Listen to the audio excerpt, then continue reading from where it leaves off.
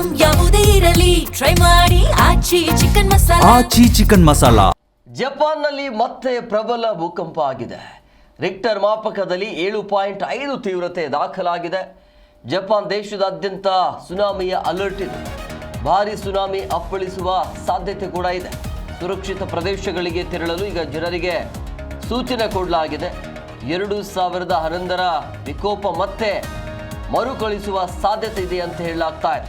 So ಹಂಗಾಗಿ ಜಪಾನಿನ ಜನತೆ ಈಗ ಆತಂಕದಲ್ಲಿರುವಂಥದ್ದು. ಆ ಭಾಗದಲ್ಲಿ ಈ ರೀತಿ ಘಟನೆ ಆಗಾಗ ನಡೀತಾನೆ ಇರುತ್ತೆ.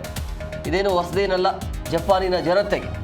ಸೊ ಈಗ ಜಪಾನಲ್ಲಿ ಮತ್ತೆ ಪ್ರಬಲ ಭೂಕಂಪ ಆಗಿರುವಂಥ ಹಿನ್ನೆಲೆಯಲ್ಲಿ ಜನ ಆತಂಕದಲ್ಲಿದ್ದಾರೆ. ರಿಕ್ಟರ್ ಮಾಪಕದಲ್ಲಿ 7.5ರಷ್ಟು ತೀವ್ರತೆ ದಾಖಲಾಗಿದೆ. ಸೊ ಹಂಗಾಗಿ ಈಗ ಜಪಾನ್ ದೇಶದಾದ್ಯಂತ ಸುನಾಮಿಯ ಅಲರ್ಟನ್ನು ಘೋಷಣೆ ಮಾಡಲಾಗಿದೆ. ಸೊ ಭಾರಿ ಸುನಾಮಿ ಆಗುವಂಥ ಸಾಧ್ಯತೆ ಇರೋದರಿಂದಾಗಿ ಜನರಿಗೆ ಎಚ್ಚರಿಕೆಯನ್ನು ಕೊಡುವಂಥ ಕೆಲಸ, ಅಂದರೆ ಸುರಕ್ಷಿತ ಪ್ರದೇಶಗಳಿಗೆ ತೆರಳಿ ಅಂಥೇಳಿ ಅಲ್ಲಿರುವಂಥ ಜನರಿಗೆ ಸೂಚನೆ ಕೊಡಲಾಗಿದೆ. 2011ರಲ್ಲಿ ಏನಾಯ್ತಲ್ಲ ವಿಕೋಪ, ಅದೇ ರಿಪೀಟ್ ಆಗುವಂಥ ಆತಂಕ ಇದೆ. ಸೊ ಹಂಗಾಗಿ ಜನರನ್ನು ಸುರಕ್ಷಿತ ಪ್ರದೇಶಕ್ಕೆ ತೆರಳಬೇಕು ಅನ್ನುವಂಥ ಸೂಚನೆ ಜಪಾನ್ ಕಡೆಯಿಂದ ಬರ್ತಾ ಇರುವಂಥದ್ದು. ಈ ರೀತಿ ಭೂಕಂಪ ಆದರೆ ಇನ್ನೇನಾಗುತ್ತೆ? ಜಪಾನ್ ಭಾಗದಲ್ಲಿ ಈ ರೀತಿಯ ಘಟನೆಗಳು ಆಗಾಗ ನಡೀತಾನೆ ಇರುತ್ತೆ.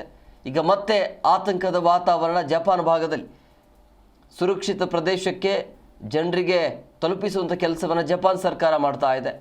ಜಪಾನ್ನಲ್ಲಿ ಮತ್ತೆ ಪ್ರಬಲ ಭೂಕಂಪ ಆಗುವ ಆತಂಕದಿಂದಾಗಿ ಯಾವ ಭಾಗದಲ್ಲಿ ಭೂಕಂಪ ಆಗತ್ತೆ ಅಲ್ಲಿರುವಂಥ ಜನರನ್ನು ಬೇರೆ ಕಡೆಗೆ ಶಿಫ್ಟ್ ಮಾಡಬೇಕು ಅನ್ನೋದು. ಇದು ಇಡೀ ಜಪಾನ್ ಅಲ್ಲ, ಅಲ್ಲಿ ಕೆಲವೊಂದಿಷ್ಟು ಪ್ರದೇಶ ಅಲ್ಲಿ ಈ ರೀತಿ ವಿಕೋಪ ಆದಾಗ ಅವರನ್ನು ಅಲ್ಲಿರುವಂಥ ಜನರನ್ನು ಸುರಕ್ಷಿತವಾಗಿ ಬೇರೆ ಕಡೆಗೆ ಸ್ಥಳಾಂತರ ಮಾಡಬೇಕಾಗತ್ತೆ. ಆ ಕೆಲಸವನ್ನು ಜಪಾನ್ ಮಾಡ್ತಾ ಇದೆ. ಈಗಾಗಲೇ ಎಚ್ಚರಿಕೆಯನ್ನು ಕೊಟ್ಟಿರುವಂಥದ್ದು, ಅಲ್ಲಿರುವಂಥ ಜನರನ್ನು ಸುರಕ್ಷಿತ ಪ್ರದೇಶಕ್ಕೆ ಕರ್ಕೊಂಡು ಹೋಗಬೇಕು ಅಂಥೇಳಿ ಆ ಕೆಲಸವನ್ನು ಜಪಾನ್ ಮಾಡ್ತಾ ಇದೆ. ಅಲ್ಲಿರುವಂಥ ಜನ ಆತಂಕದಲ್ಲಿದ್ದಾರೆ.